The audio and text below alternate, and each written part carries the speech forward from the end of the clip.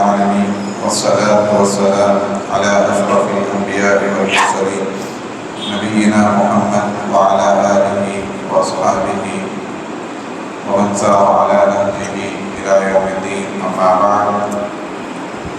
أعوذ بالله من الشيطان الرجيم. بسم الله الرحمن الرحيم. لقد كان لكم في رسول الله أسوة حسنة. اللهم صل على محمد وعلى آل محمد كما صليت على إبراهيم وعلى آل إبراهيم إنك حميد مجيد. اللهم بارك على محمد وعلى آل محمد كما باركت على إبراهيم وعلى آل إبراهيم إنك حميد مجيد.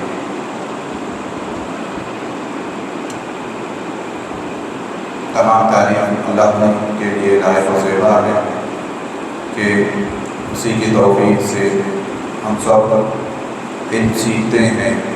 اور سکھاتے ہیں. محترم حاضرین، سیرت النبی صلی اللہ علیہ وسلم کا جو دروس کا سلسلہ ہمارا چل رہا ہے، جس میں ہم نے کئی باتیں سیکھی. آپ صلی اللہ علیہ وسلم کا بچپن، آپ کی پیدائش سے لے کر آپ کا بچپن، پھر آپ کا لڑکپن، پھر آپ کی شادی، پھر شادی کے پیچھے اللہ کے رسول صلی اللہ علیہ وسلم کی جو حکمتیں رہی ہیں، پھر آپ صلی اللہ علیہ وسلم کو جو اللہ نے نبوت کا تاج پہنایا، جہاں اللہ کے رسول سارے دنیا کے لیے رسول بنا کر بھیجے گئے. پھر 40 سالہ زندگی کے بعد کے مراحل کے ابتدائی دور اللہ کے رسول کا کیسا رہا، مکی دور میں سری دعوت اللہ کے رسول کی کیسی رہی. پھر اس کے بعد جب اللہ تعالیٰ نے آپ کو کہا وَأَنذِرْ عَشِيرَتَكَ الْأَقْرَبِينَ، وہاں پھر اللہ نے جو آپ کو حکم دیا کہ جو اللہ نے آپ کو حکم دیا ہے آپ اس کو علی العنان لوگوں میں دعوت و تبلیغ کا کام کیجیے. تو اللہ کے رسول صلی اللہ علیہ وسلم کی سری دعوت سے پھر جہری دعوت میں تبدیل ہوئی. تمام لوگوں کو اللہ کے رسول نے دعوت کا کام دینا شروع کیا. پھر آپ کے ساتھ صحابہ کرام کی بھی ٹیم جوڑ دی گئی. اب یہ تمام چیزیں جو اس سے پہلے کے دروس میں آپ کے سامنے رکھی گئی کہ مشرکین مکہ اللہ کے رسول صلی اللہ علیہ وسلم کی دعوت و تبلیغ کو، آپ کے مشن کو روکنے کے لیے جو انہوں نے کوششیں کی، کبھی آپ کے سامنے ترغیب کا یا لالچ کا دروازہ رکھا گیا کہ آپ یہ تمام چیزیں قبول کیجئے اور پھر دعوت سے پیچھے ہٹ جائیے. کبھی اللہ کے رسول کو دھمکایا گیا، کبھی آپ کی ذات کو مذاق کا موضوع بنایا گیا، یہاں تک کہ آپ کے چچا ابو طالب کے پاس شکایت لے کر آئے. تب کئی حربے، کئی طریقے، کئی سازشیں مشرکین نے رچی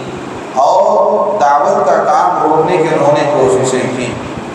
لیکن اللہ کے رسول اپنے مشن سے، اپنے کام سے پیچھے ہٹنے والے نہیں تھے. آپ کا کام تیزی سے بڑھ رہا تھا، دعوت و تبلیغ کا کام چل رہا تھا. تب مشرکین نے دیکھا کہ کام کسی طرح رک نہیں رہا ہے، ہم ہر طریقے سے روکنے کی کوشش کر رہے ہیں، لیکن جب یہ رک نہیں رہا ہے تو آخر میں وہی حربہ استعمال کیا جو ایک باطل طریقہ کرتا ہے. حق اور باطل کے درمیان جب کچھ لڑائی ہوتی ہے اور باطل حق کو دبا نہیں سکتا، دلائل کی دنیا میں جب ہار جاتا ہے تو آخر کار وہ اپنی قوت آزمانے پر مجبور ہو جاتا ہے. کہ آدمی جب مجبور ہو جائے تو اپنی طاقت آزمانا شروع کر دیتا ہے، ظلم اپنانا شروع کر دیتا ہے. تو مشرکین نے بھی یہی کیا کہ اب کسی بھی طرح سے دعوت کا کام نہیں رک رہا ہے تو انہوں نے سوچا کہ اب طاقت کا استعمال کیا جائے، ظلم و ستم کا نشانہ مسلمانوں کو بنایا جائے. تو اللہ کے رسول صلی اللہ علیہ وسلم کو بھی، آپ کی ذات کو بھی، آپ پر بھی ظلم کیا گیا، ساتھ میں مسلمانوں پر بھی ظلم و ستم کیے گئے. اور اس کے لیے انہوں نے وہ صحابہ جو ابھی یعنی ان کے پاس اتنی طاقت نہیں تھی یا وہ غلامی کی زندگی بسر کر رہے تھے، اس پر انہوں نے ظلم و ستم ڈھانا شروع کیا. چنانچہ ابو لہب جو اللہ کے رسول صلی اللہ علیہ وسلم کا چچا تھا لیکن اتنا ہی آپ کا سخت دشمن بھی تھا، اسلام کے خلاف سازشیں رچتا تھا، تو وہ جہاں بھی اللہ کے کرتے پیچھے جاتا, لوگوں کو ورغلاتا. اس نے اللہ کے رسول صلی اللہ علیہ وسلم کو ایک تکلیف اس طرح سے بھی دینے کی کوشش کی کہ آپ کی 2 بیٹیاں حضرت ام کلثوم, حضرت رقیہ رضی اللہ تعالیٰ, یہ ابو لہب کے 2 بچوں کی بیویاں تھیں.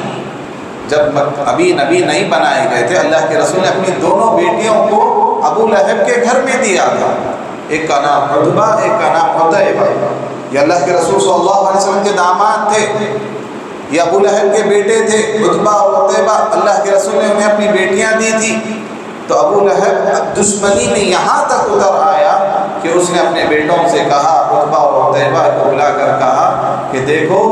یہ محمد کی بیٹیاں جو تمہاری بیویاں ہیں, تم انہیں چھوڑ دو, طلاق دے دو, یہاں تک کہ محمد اپنے کام سے رک جائے, وہ اپنے دعوت و تبلیغ کا کام روک دے, ورنہ تو ان کی بیٹیوں کو طلاق دے دو, چھوڑ دو. اگر تم نے ایسا نہیں کیا تو میں تمہیں ذلیل کروں گا, یا میرا جو تمہارا رشتہ ہے باپ بیٹے کا یہ ختم کر دوں گا. تو مجبوراً اس نے ایک حرکت کی اور اس کے بیٹوں نے, عتبہ اور عتیبہ نے, اللہ کے رسول کی بیٹیوں کو طلاق دے دی. پھر اللہ کے رسول کے پاس آپ کے گھر میں دونوں بیٹیاں آ گئی ہیں. یہ تھی اتنا, اس حد تک بھی اس نے آزمایا اللہ کے رسول صلی اللہ علیہ وسلم کہ آپ اپنی دعوت کا کام چھوڑ دیں. کیونکہ ایک باپ اپنی بیٹیوں کے سامنے نرم ہو جاتا, جب بچیوں کے مسائل ہوتے ہیں یا لڑکیوں کے مسائل ہوتے ہیں باپ وہاں نرم ہو جاتا ہے. لیکن اللہ کے رسول کی آزمائش میں بھی آپ کھرے اترے, آپ بالکل اپنا کام, اپنی دعوت و تبلیغ کرتے رہے, گرچہ کہ اپنے گھریلو مسائل میں بھی لوگ آپ پر دخل اندازی کرنا شروع کر دیے. اور اسی طرح آپ صلی اللہ علیہ وسلم کے وہ صحابہ جو ابھی غلامی کی زندگی میں تھے, انہیں بھی ظلم و ستم کا نشانہ بنایا گیا. اس میں انہوں نے حضرت بلال حبشی رضی اللہ تعالیٰ عنہ کو, جو ایک غلام تھے, حبشہ کے تھے, لیکن ان پر ظلم کیا گیا, اتنا ظلم کہ ان کے کپڑے نکال دیے جاتے, ان کے جسم سے ان کے کپڑے اتار دیے جاتے, اور لنگے بدن انہیں دھوپ پر لٹا دیا جاتا, اور موٹی ایسی بڑی سلیں پتھروں کی ان کے سینے پر رکھ دی جاتی تاکہ وہ اسلام سے پھر جائیں. اور انہیں کہا جاتا کفریہ کلمہ کہو, کفریہ کلمہ کہو, لیکن وہ ہمیشہ اللہ واحد کا نعرہ ہے, اللہ ایک ہے, اللہ ایک ہے. یہاں تک کہ ان کے گلے میں رسی ڈال دی جاتی, جس طرح جانور کے گلے میں رسی ڈال دی جاتی ہے اس طرح ان کے گلے میں رسی ڈال دی جاتی ہے, اور اوباشوں کے, بدماشوں کے ہاتھ میں دے دی جاتی ہے, اور وہ لوگ لے کر گلی گلی انہیں پھرتے, دھکے مارتے, انہیں ڈھکیلا جاتا, گھسیٹا جاتا, جس طرح جانوروں کو کھینچا جاتا. اتنا ظلم و ستم انہوں نے ڈھایا صحابہ کرام پر. جو بلال حبشی رضی اللہ تعالیٰ عنہ تھے, جو اتنی مشکل میں, اتنی مشقت میں بھی اللہ کی توحید کا نعرہ بلند کرتے تھے, اللہ واحد کہا کرتے تھے. اللہ کے رسول صلی اللہ علیہ وسلم کی نظروں کے سامنے ہوتا تھا. آپ صلی اللہ علیہ وسلم نے بھی حضرت بلال کا یہ جو ان کا استقامت کا جو جذبہ تھا, دین پر جو ثابت قدمی تھی, مشکل گھڑی میں بھی اللہ کی صدا, اللہ کا نعرہ وہ بلند کرتے تھے. آپ نے فتح مکہ کے موقع پر جب مکہ فتح ہوا, مسلمانوں کا جب غلبہ آیا, یہ وہ لوگ تھے جو ظلم کرتے تھے, اللہ مسلمانوں کے انڈر آ گئے, ان کے ماتحتی میں آ گئے. مکہ جب فتح ہوا تو آپ صلی اللہ علیہ وسلم نے کہا بلال کہاں ہے. بلال رضی اللہ تعالیٰ عنہ کو بلایا گیا. آپ نے کہا کہ اب بیت اللہ میں, کعبۃ اللہ میں تم اذان دو. پہلی اذان اسلام کی, جو اسلامی تاریخ کی مکہ میں مسجد حرام میں جو پہلی اذان ہوئی, اللہ کے رسول صلی اللہ علیہ وسلم نے حضرت بلال سے دلوائی, کیونکہ انہوں نے ظلم و ستم کے دور میں اللہ کا کلمہ بلند کیا تھا. مکے کی سرزمینوں میں جب مسلمان کی کوئی طاقت نہیں تھی, اس وقت مسلمان ستائے جاتے تھے. جب طاقت کا دور آیا, حکومت کا دور آیا, مسلمانوں کے غلبے کا دور آیا, امن کا دور آیا, اللہ کے رسول صلی اللہ علیہ وسلم نے حضرت بلال کو یاد کیا. حضرت بلال کو کعبۃ اللہ پر چڑھایا گیا, اور وہاں ٹھہر کر انہوں نے پھر اللہ کی صدا بلند کی. پہلی اذان حضرت بلال رضی اللہ تعالیٰ عنہ نے دی. تو یہاں صحابہ کرام کو یہ جو تکلیفیں, اور صرف مرد حضرات ہی کو تکلیف نہیں دی جاتی تھی, بلکہ خواتین کو بھی جو اسلام لاتی تھی انہیں بھی تکلیف دی جاتی تھی. حضرت زنیرہ رضی اللہ تعالی عنہا ہیں۔ زنیرہ رضی اللہ تعالی عنہا یہ وہ خاتون تھی، یہ حضرت عمر رضی اللہ تعالی عنہ کی غلام تھی۔ حضرت عمر اس وقت ابھی اسلام قبول نہیں کیے تھے، زمانے جاہلیت کی بات ہے، اس وقت وہ مسلمانوں پر ظلم کرتے تھے، مسلمانوں کو ستاتے تھے، تو وہ ان کی جب یہ حضرت زنیرہ رضی اللہ تعالی عنہ پر اتنا ظلم کرتے، اتنا مارتے، عورت ہے، عورت ذات پر ایک آدمی، طاقتور آدمی، حضرت عمر کی طاقت کا آپ کو اندازہ ہی ہے، وہ اتنا مارتے مارتے مارتے تھک جاتے، تھک کر کہتے کہ میں تجھ پر رحم کر کر نہیں چھوڑ رہا ہوں، بلکہ میں تھک گیا ہوں، مارتے مارتے تجھے میں تھک گیا ہوں، اب میں کچھ آرام کر لوں، آرام کرنے کے بعد دوبارہ تجھے ماروں گا، پھر دوبارہ پھر راحت لیتے، پھر اپنی طاقت، پھر انرجی حاصل کر کر پھر ظلم کرتے، پھر اس پر ظلم ڈھایا جاتا، اس وجہ سے کہ انہوں نے اسلام قبول کیا، یہ مسلمان ہو گئے ہیں، یہ مشرکوں کے جو اعدائے اسلام تھے، مسلمانوں کے کھلا دشمن تھے، اللہ نے ان کے گھروں میں بھی اسلام داخل کر دیا تھا، ان کے غلام مسلمان ہو رہے تھے، تو حضرت زنیرہ رضی اللہ تعالی عنہ پر اتنا زیادہ ظلم کیا جاتا کہ وہ ظلم برداشت کرتے کرتے رونے لگ جاتی، روتے روتے ان کی آنکھوں کی بینائی چلی گئی،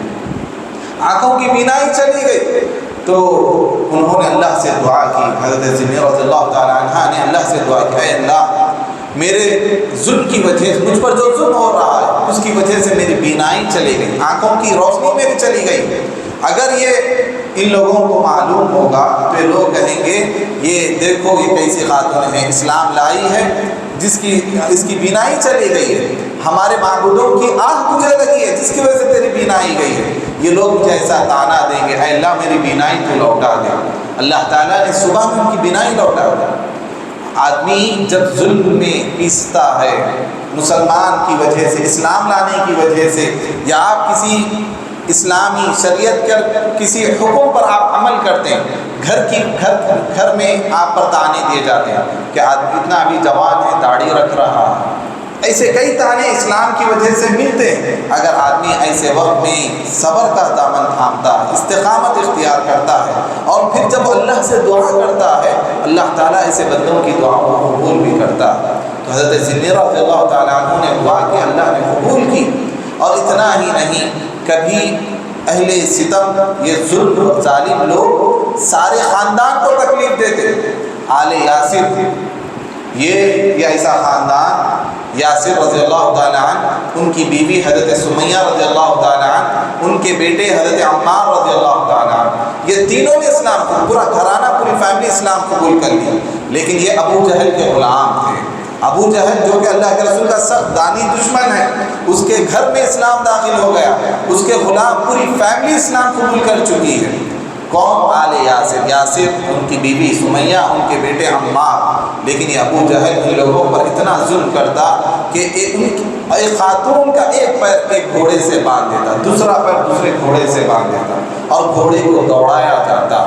اور آپ اندازہ کریں کہ آدمی پر اگر ظلم ہوتا ہے تو آدمی برداشت کرتا ہے، لیکن اس کی آنکھوں کے سامنے اس کے گھر والوں کو تکلیف دی جائے آدمی برداشت نہیں کر پاتا، ایک ہوتی ہے جسمانی تکلیف، ایک ہوتی ہے روحانی تکلیف جو آپ کے نفس کو دی جاتی ہے، آپ کے دل کو پہنچتی ہے تکلیف، آدمی جسم کی تکلیف برداشت کر سکتا ہے، لیکن جو دل کو پہنچتی ہے وہ بہت زیادہ تکلیف ہوتی ہے کہ آپ کے آنکھوں کے سامنے آپ کی بیوی کو مارا جائے، آپ کے آنکھوں کے سامنے آپ کی اولاد کو مارا جائے، اولاد کے سامنے باپ کو مارا جائے، بیوی کے سامنے اس کے شوہر کو مارا جائے، اس پر ظلم کیا جائے، آدمی اس وقت دل ملا اٹھ جاتا ہے کہ اپنے گھر والوں کی تکلیف سے دیکھی نہیں جاتی، لیکن ابو جہل پورے خاندان کو، ان کی پوری فیملی کو اتنا ستاتا، یہاں تک کہ حضرت سمیہ رضی اللہ تعالیٰ عنہ پر اس نے ایسا نیزہ مارا کہ وہ اس نیزے کے زخم کی وجہ سے شہید ہو گئے۔ یہ اسلام کی سب سے پہلی خاتون تھی جو اللہ کی راہ میں، اسلام کی راہ میں جو شہید ہوئی، مردوں سے پہلے اسلام کی راہ میں جنہوں نے اپنی جان دی ہے وہ ایک عورت نے دی، وہ ہے حضرت سمیہ۔ یہ نام یاد رکھنا چاہیے ہمیں کہ تاریخ اسلام میں ایسا بھی ایک واقعہ ہوا ہے کہ اسلام کے خاطر سب سے پہلی جان دینے والی مرد نہیں بلکہ خاتون تھی، جس کا نام حضرت سمیہ رضی اللہ تعالی عنہا ہے، انہوں نے سب سے پہلے اللہ کی راہ میں انہوں نے جان دی، یا ابو جہل نے انہیں قتل کیا، شہید کیا،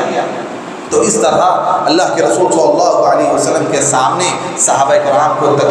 تکلیف دی جاتی. اللہ کے رسول بھی اس وقت بے بس تھے. آپ صلی اللہ علیہ وسلم کے ہاتھ میں بھی وہ اختیارات نہیں تھے کہ آپ دشمنوں سے اپنے صحابہ کرام کو چھڑا سکیں. صرف اللہ کے رسول اس خاندان اس فیملی کے پاس سے گزرتے تو اللہ کے رسول کہتے اصبر آل یاسر، اے آل یاسر صبر کر لو، فإن موعدکم الجنہ، تمہارا رب تم سے وعدہ کرتا ہے، جنت کا تم سے وعدہ کیا جاتا ہے. یہ جو تم صبر کر رہے ہو اسلام کی خاطر، جو تم تکلیف جھیل رہے ہو، جو استقامت تم اختیار کر رہے ہو، اللہ تم سے جنت کا وعدہ کر رہا ہے. اللہ کے رسول صلی اللہ علیہ وسلم کے یہ چند تسلی کے کلمات ہوتے، یہ وعدے کے اس طرح کے الفاظ ہوتے، صحابہ کرام صرف اس ایک قول کو اپنے دل میں بٹھا لیتے اور پوری زندگی اسلام کے لیے وقف کر دیتے تھے. خود اللہ کے رسول صلی اللہ علیہ وسلم کی ذات کو اس طرح انہوں نے مذاق کا موضوع بنا دیا کہ جب حج کے ایام آتے، حج کے دور میں سارے دنیا کے لوگ مکہ آتے تھے، تو مشرکین نے ایک میٹنگ کی کہ اب دیکھو مکے کے باہر کے لوگ بھی مکہ آنے والے ہیں، لہذا محمد کی گفتگو بہت زیادہ بڑھتی جا رہی ہے، آپ کی دعوت حد سے زیادہ لوگوں میں عام ہوتی جا رہی ہے، ہم اگر مختلف باتیں کہیں گے تو لوگ متاثر ہو جائیں گے، لہذا ہم کسی ایک بات پر متفق ہو جاتے ہیں. میٹنگ ہوتی ہے، ولید بن مغیرہ ان کا سردار ہوتا ہے، باتیں رکھی جاتی ہے. ایک کہتا ہے کہ ہم کہیں گے کہ محمد دیوانہ ہے، تمام لوگ اسی پر متفق ہو جائیں گے. تو ولید بن مغیرہ کہتا ہے تم لوگ اگر محمد کو دیوانہ کہو گے تو تمہارا جھوٹ لوگوں کے سامنے عیاں ہو جائے گا، لوگ جان جائیں گے، کیونکہ دیوانے کو ہر شخص جانتا ہے کہ بہکی بہکی باتیں کرتا ہے، نہ اس کے کپڑے ڈھنگ کے ہوتے ہیں، لوگوں میں الگ الگ حرکتیں کرتا ہے، عجیب اس کی ڈھنگ کی حرکتیں ہوتی ہیں، لوگ اسے آرام سے جان لیتے ہیں یہ دیوانہ ہے. لیکن محمد ان کا کردار ہم دیکھ چکے ہیں، محمد کے اندر ایسی کوئی چیز نہیں ہے جو ہم کہہ سکیں کہ دیوانے کی حرکت ہے. تو لوگ کہتے ہیں تو اس طرح کو ہم کیا کہیں گے، ہم کاہن کہیں گے. اللہ کے رسول صلی اللہ علیہ وسلم کی ذات پر ہم کاہن کا دھبا لگانے کی کوشش کریں گے. تو کہتا ہے ولید بن مغیرہ جو کہ ہوشیار آدمی تھا، اس نے کہا کہ تم یہ بھی نہیں کہہ سکتے، کیونکہ کاہن کی باتیں ایک ترکی وہ باتیں ہوتی ہیں، یعنی وہ کچھ منتریں پڑھتے ہیں یا وہ کچھ ایسے پیشن گوئیاں کرتے ہیں اور لوگوں میں ایک جھوٹی افواہ پھیلاتے ہیں کہ مستقبل میں ایسا ہوگا ویسا ہوگا، مستقبل کی وہ باتیں کرتے ہیں. لیکن ہم دیکھتے ہیں کہ محمد ایسی کوئی بھی جھاڑ پھوڑ کی باتیں نہیں کرتے ہیں اور نہ ہی ترکے والی بات کہتے ہیں. یہ جھوٹ اگر تم کہو گے لوگوں پر عیاں ہو جائے. کوئی اور مشورہ دو تو لوگ کہتے ہیں کہ ہم کہیں گے کہ وہ شاعر ہے، شاعر کہیں گے ہم اسے کہ تو کیونکہ شاعر کا کلام لوگوں کو متاثر کرتا ہے. اور اس دور میں عربوں کے ہاں شعر و شاعری کا بہت زیادہ چرچا ہوتا تھا، لوگ شعراء کو بڑا مقام دیتے تھے. تو وہ ولید بن مغیرہ کہتا ہے کہ ہم اسے شاعر بھی نہیں کہہ سکتے کیونکہ ہم خود شعراء ہیں، ہم شعر کی ایک ایک چیز کو صرف کو جانتے ہیں. اور محمد جب کلام کرتے ہیں، قرآن مجید پڑھتے ہیں تو اس میں شعر کی کوئی ایسی بات ہمیں نظر نہیں آتی. ہم لوگ ایک برسوں سے ہم جو شعر و شاعری کر رہے ہیں، ہم خود اس میدان کے ماہر ہیں، تو ہم لوگ جان سکتے ہیں کہ قرآن کا جو کلام ہے، قرآن جس انداز میں گفتگو کرتا ہے وہ شعر و شاعری میں نہیں آتا، کسی بھی صنف میں وہ چیز نہیں بیٹھتی ہے. تو یہ چیز بھی تمہاری جھوٹی ہو جائے گی. کوئی اور مشورہ ہو تو لوگ کہتے ہیں کہ اگر ہم یہ چیز بھی نہیں کہہ سکتے تو ہم کہیں گے کہ محمد جادوگر ہے. تو وہ کہتا ہے ولید بن مغیرہ جادوگر بھی ہم نہیں کہہ سکتے کیونکہ جادوگر کیا ہے، منتریں پڑھتا ہے، اس کی باتیں عجیب حرکتیں ہوتی ہیں، منتر وہ پڑھتے ہیں، جھاڑ پھوک وہ کرتے ہیں، لیکن محمد میں ہم یہ چیز نہیں دیکھ سکتے. لیکن پھر آخر میں کہتا ہے یہ تمام مشورے آئے ہیں لیکن میں مناسب سمجھتا ہوں کہ جادوگر کہنا مناسب ہے، کیونکہ جادوگر کی بات سے لوگ متاثر ہوتے ہیں، جادوگر کی جادوگری سے لوگوں میں تفرقہ پیدا ہوتا ہے، خاندانوں میں جدائی ہوتی ہے، لڑائی جھگڑے ہوتے ہیں. اور ہم دیکھ رہے ہیں کہ محمد کی باتوں میں بڑا اثر ہے، لوگ متاثر ہو رہے ہیں، قبول کر رہے ہیں. اور کسی کے گھر میں کسی کے بیٹے نے قبول کر لیا، کسی کے گھر میں کسی کی بیوی قبول کر لی ہے، اور جس کی وجہ سے گھروں کا ماحول تر بدتر ہوتا جا رہا ہے، تفریقہ بازی ہوتی جا رہی ہے. تو ہم کہہ سکتے ہیں کہ جادوگر. یعنی اس طرح اللہ کے رسول صلی اللہ علیہ वसल्लम की کہ مشن کو روکنے کے لیے یہ حربے مشرکین نے استعمال کیے. لیکن اور جب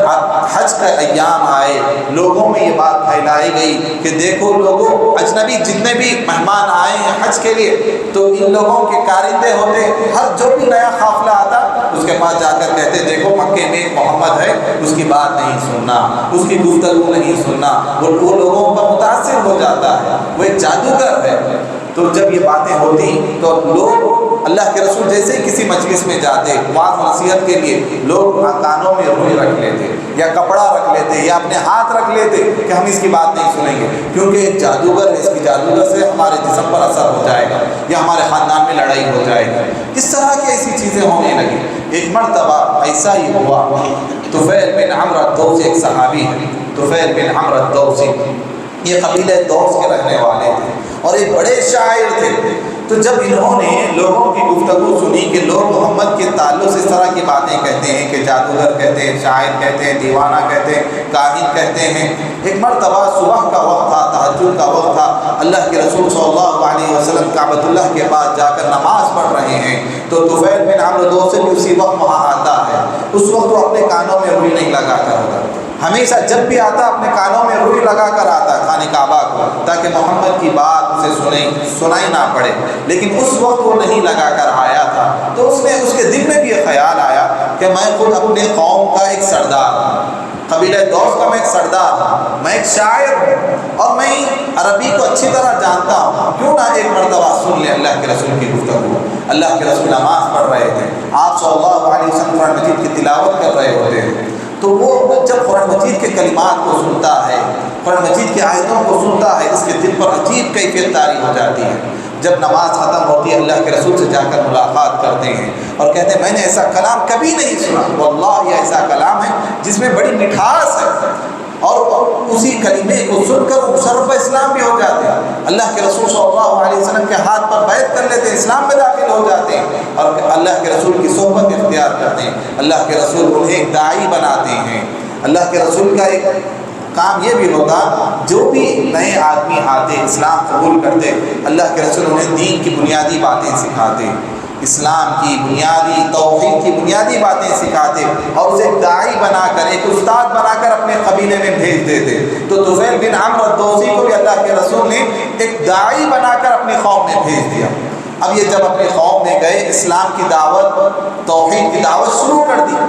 قوم کے لوگ قبول کرنے والے راضی نہیں، حالانکہ سردار ہیں لیکن پھر بھی ان کی دعوت قبول نہیں کر رہے ہیں. یہ مایوس ہو جاتے ہیں، طفیل بن عمرو الدوسی مایوس ہو جاتے ہیں کہ میں اتنا اپنی قوم کو سمجھا رہا ہوں، اللہ کی جانب بلا رہا ہوں، لیکن لوگ ہیں کہ اسلام قبول نہیں کر رہے ہیں. یہ اللہ کے رسول کے پاس آ کر کہتے ہیں اللہ کے رسول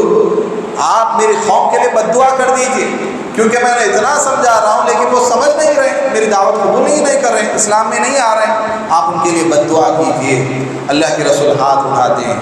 اب صحابہ سمجھ جاتے ہیں قبیلہ دوس گئے، کیونکہ جب اللہ کے رسول نے اگر ان کے لیے بد دعا کی تو اب وہ ان کے لیے ہلاکت مقدر ہے، ہلاکت ہے، یقینی ہے. لیکن اللہ کے رسول کہتے ہیں اے اللہ قبیلہ دوس کو ہدایت دے، اے اللہ قبیلہ دوس کو ہدایت دے، وہ مجھے نہیں جانتی ہے. اللہ تعالیٰ آپ کی دعا قبول کر لیتا ہے. وہاں قبیلہ دوس کے کئی لوگ آ کر اللہ کے رسول کے پاس پھر اسلام قبول کر لیتے ہیں. اور یہ وہ لوگ ہیں،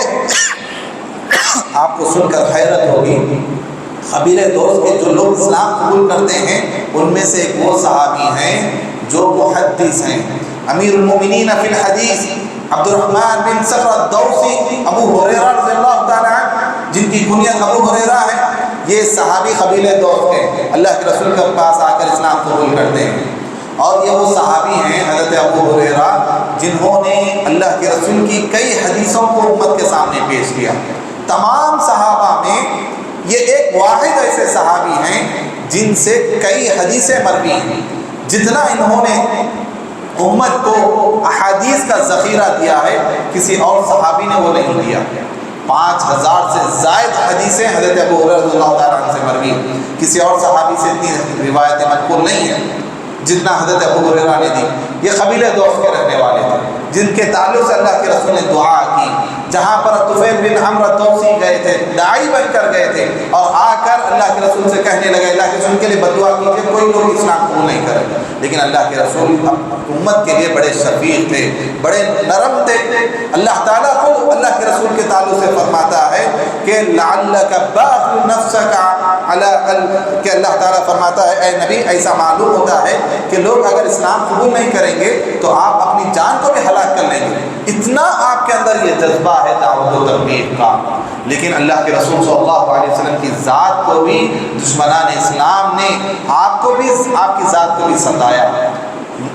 خود اللہ کے رسول صلی اللہ علیہ وسلم کی کئی ایسے واقعات ہمارے تاریخ میں ہمیں ملتے ہیں کہ دشمنان اسلام اللہ کے رسول کو کس طرح ساتھ آتے تھے. یہ ابو لہب کی بیوی جمیل راتوں میں اللہ کے رسول جب کعبۃ اللہ کے لیے آتے راستے میں کانٹے بچھا دیتے تاکہ جب آپ آئیں رات میں اندھیرے میں دکھائی نہ دے اور آپ کے پیروں میں کانٹا چل جائے. ایک مرتبہ جب ابو لہب یہ اللہ تعالیٰ نے سورہ لہب نازل فرمائی تبت یدا ابی لہب، یہ سورت جب نازل ہوئی تو ابو لہب کی بیوی جس کا نام جمیل تھا وہ سخت غصہ ہو گئی کہ ہمارے خلاف قرآن مجید میں آیتیں نازل ہوئی ہیں. تو اس نے کچھ پتھر اٹھائے اور آ کر اللہ کے رسول کو مارنے کے ارادے سے آئی. اللہ کے رسول صلی اللہ علیہ وسلم تشریف ہے، یعنی مجلس میں اللہ کے رسول بیٹھے ہوئے ہیں، ساتھ میں حضرت ابوبکر ہیں. وہ جیسے مجلس میں آئی اللہ تعالیٰ نے اس کے آنکھوں پر پٹی باندھی، اسے دکھائی نہیں دینے لگا کہ اللہ کے رسول کا. حضرت ابوبکر اسے دکھائی دے رہے ہیں، دونوں موجود ہیں، اللہ کے رسول بھی ہیں، حضرت ابوبکر بھی موجود ہیں، لیکن اسے اللہ کے رسول دکھائی نہیں دے رہے سوائے ابوبکر کے. تو جمیل نے حضرت ابوبکر سے گفتگو کی تمہارا وہ ساتھی کہاں ہے جو ہمارے خلاف اس طرح کی گفتگو کرتا ہے، ہمارے لیے بد دعا کی کلمات نازل ہوئے آسمان سے، اسے بتاؤ میں یہ جو پتھر لائی اسے مارنے کے لیے لائی ہوں. حالانکہ اللہ کے رسول وہیں پر موجود ہے. اللہ تعالیٰ نے آپ کی اس طرح حفاظت فرمائی. اسی طرح ایسے کئی واقعات ہیں کہ ابو لہب نے ایک مرتبہ کہا اپنے ساتھیوں سے کہا کہ کیا اللہ کے رسول صلی اللہ علیہ وسلم یعنی محمد کعبۃ اللہ کے پاس آ کے نماز پڑھتے ہیں؟ صحابہ نے کہا ہاں وہ آتے ہیں نماز پڑھتے ہیں، تم میں سے کوئی شخص اسے نہیں روکتے؟ تو لوگ کہیں نہیں روکتے ہیں، یعنی وہ دوستانہ انداز میں سرا کی گفتگو ہوئی. تو ابو جہل نے کہا کہ اگر میں دیکھ لوں محمد کو یہاں کعبۃ اللہ کے پاس آ کر نماز پڑھتا ہوں، اگر میں دیکھ لوں تو میں اس پہ ماروں گا. اس طرح کی کچھ شرط اس نے رکھ دی، کچھ چیلنج اپنے دوستوں کے سامنے کر دیا. اور جب اللہ کے رسول صلی اللہ علیہ وسلم آئے وہاں نماز پڑھنے لگے تو جو اس نے چیلنج کیا تھا میں جا کر روکوں گا، میں آپ کو ماروں گا، ستاؤں گا، اسی ارادے سے اپنے دوستوں کے سامنے فخر کرتا ہوا اب دیکھو تم مجھے دیکھنا میں کس طرح روکوں گا، محمد کو ستاؤں گا. جب جیسے ہی اللہ کے رسول کے پاس آتا ہے، قریب پہنچتا ہے مارنے کے لیے، اچانک اس کے دوست دیکھتے ہیں کہ وہ پیچھے پاؤں ایڑی کے بل بھاگ رہا ہے، پیچھے بھاگ رہا ہے، اپنے آپ کا بچاؤ کر رہا ہے. لوگوں کو تعجب ہوا، ابھی قریب بھی نہیں گیا کہ پیچھے بھاگ رہا ہے، اپنے آپ کا بچاؤ کر رہا ہے. لوگ اسے بلاتے ہیں ابو الحکم آئیے، کیا معاملہ ہے کہ تم قریب جاتے ہیں لیکن اپنے آپ کا بچاؤ کر رہے ہیں؟ تو کہتا ہے میں وہاں جیسے ہی گیا میں دیکھتا ہوں میرے اور محمد کے درمیان ایک خندق ہے، ایک آگ کی خندق ہے جس کی چنگاریاں مجھ پر پڑ رہی ہے، تو میں اس طرح اپنے آپ کا بچاؤ کر رہا تھا. لوگوں نے کہا ہمیں کچھ نظر نہیں آ رہا تھا، وہاں پر لوگوں کو نظر نہیں آ رہا تھا سوائے ابو جہل کے. اللہ کے رسول نے فرمایا وہاں جبرائیل موجود تھے، اگر وہ میرے پاس آتا تو جبرائیل اس کے ٹکڑے ٹکڑے کرتے، اس کے بوٹی بوٹی کر دیتے تھے. اللہ تعالیٰ نے آپ کی حفاظت فرمائی اس طرح، لیکن بسا اوقات اللہ تعالیٰ نے آپ کو رسوا بنانے کے لیے لوگوں کا ظلم و ستم جو اللہ کے رسول پر ہوا اللہ تعالیٰ نے وہ بھی دکھایا. آپ صلی اللہ علیہ وسلم کو بھی ستایا گیا. عتبہ بن ابی معیط، یہ عتبہ بن ابی معیط یہ ایسا سخت دشمن تھا اللہ کے رسول کا. ایک مرتبہ اللہ کے رسول نماز پڑھ رہے تھے، وہ آیا اپنی چادر اللہ کے رسول کے گردن پہ ڈال کر چادر کو پھرانے لگا، یہاں تک پھرایا کہ گردن اللہ کے رسول کی پھنس گئی، یہاں تک کہ اللہ کے رسول کو سانس لینا دشوار ہو گیا. جیسے ہی حضرت ابوبکر کو معلوم ہوا، حضرت ابوبکر رضی اللہ عنہ بھاگتے ہوئے آئے، عتبہ بن ابی معیط کو انہوں نے ڈھکیل دیا. اللہ کے رسول صلی اللہ علیہ وسلم کی انہوں نے حفاظت کی. اسی طرح ایک مرتبہ اللہ کے رسول نماز پڑھ رہے تھے، یہی دشمنان اسلام ابو جہل نے کیا کہا کہ کون ہے جو کل ایک اونٹ فلاں جگہ قربان ہوا ہے، ذبح ہوا ہے، اس کی اوجڑی پڑی ہوئی ہے، اس کی اوجڑی پڑی ہوئی ہے، وہ کھینچ لائے لا کر ڈال دیں. ایک شخص اٹھا جا کر وہ اوجڑی کھینچ لایا. ایک کل ذبح ہوا ہے، ایک دن پہلے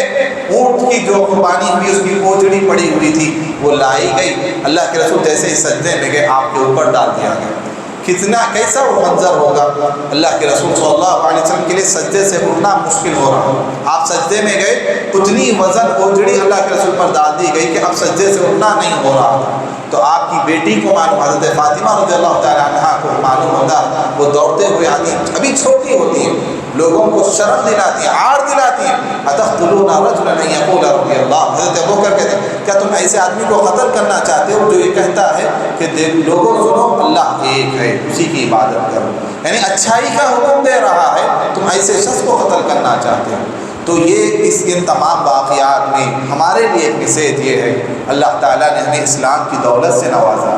اللہ تعالیٰ نے ہمیں اسلام کی دولت سے نوازا ہے، اس پر ہم بے انتہا اللہ تعالیٰ کا شکر ادا کریں کہ اللہ نے ہمیں ایک آسان، ایک قیمتی چیز آسانی سے اللہ نے ہمیں عطا فرمائی۔ وہ صحابہ تھے جنہیں اسلام لانے کی پاداش میں کس طرح ظلم کیا گیا، ان پر اللہ کے رسول پر ظلم کیا گیا، حضرت ابوبکر پر ظلم کیا گیا، حضرت عثمان پر ظلم کیا گیا، حضرت بلال حبشی پر ظلم کیا گیا، کئی صحابہ ہیں جن پر اسلام لانے کی وجہ سے ان پر ظلم کیا گیا، لیکن آج ہمیں یہ چیز آسانی سے مل رہی ہے، لہذا ہمیں اس پر اللہ تعالیٰ کا بے انتہا شکر و احسان